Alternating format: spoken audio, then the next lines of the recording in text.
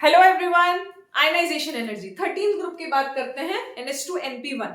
ठीक है, इससे पहले गैलियम से जस्ट पहले डी भरेंगे 3D, इंडियम से पहले 4D और थैलियम से जस्ट पहले 4F और 5D। ठीक है, डी और एफ की पुअर शील्डिंग है।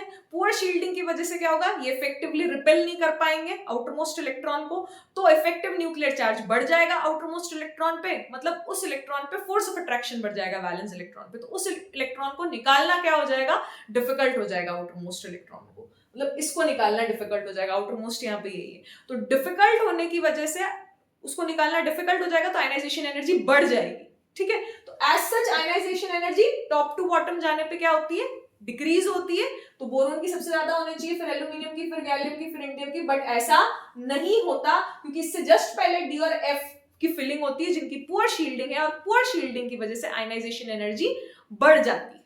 क्लियर?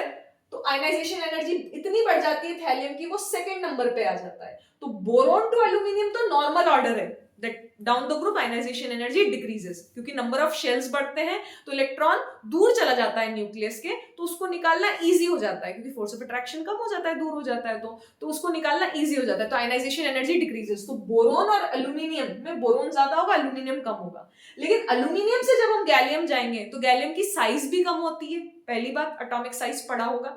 ठीक है, और गैलियम की आयनाइजेशन एनर्जी भी ज्यादा है, तो गैलियम की आयनाइजेशन एनर्जी एल्यूमिनियम से ज्यादा है। और थैलियम के पहले तो 4F भी फिल हुआ जिसकी पुअर शील्डिंग थी, तो थैलियम की आयनाइजेशन एनर्जी और ज्यादा है जो कि सेकंड नंबर पे आ जाता है, फिर गैलियम, फिर एल्यूमिनियम, और नीचे जाने पे आयनाइजेशन एनर्जी डिक्रीज करती है तो इंडियम की सबसे कम। तो बिना ताल के गाएं ऑल इंडियंस, याद करने का तरीका, बिना ताल के गाएं ऑल इंडियंस। और अगर आप आयनाइजेशन एनर्जी को लिखेंगे एटॉमिक नंबर, सॉरी ग्राफ बनाएंगे आयनाइजेशन एनर्जी का एटॉमिक नंबर के बेसिस पे, तो देखो बोरोन की सबसे ज्यादा, थैलियम की सेकंड मोस्ट, थर्ड गैलियम की, फोर्थ एल्यूमिनियम की, और लास्ट इंडियम की। Is it clear? तो इट डब्ल्यू है एक तरीके से। ठीक है, बट सबसे बड़ा बोरोन है आयनाइजेशन एनर्जी में, और सबसे कम इंडियम है, ये ध्यान रखने वाली बात है। तो 13th ग्रुप एक्सेप्शन है आयनाइजेशन एनर्जी के ऑर्डर में। ऐसे ही 14th ग्रुप में लेड की आयनाइजेशन एनर्जी टिन से ज्यादा होती है, सेम 4F की पोर शील्ड। लेड की आयनाइजेशन एनर्जी जस्ट ऊपर आ जाएगा।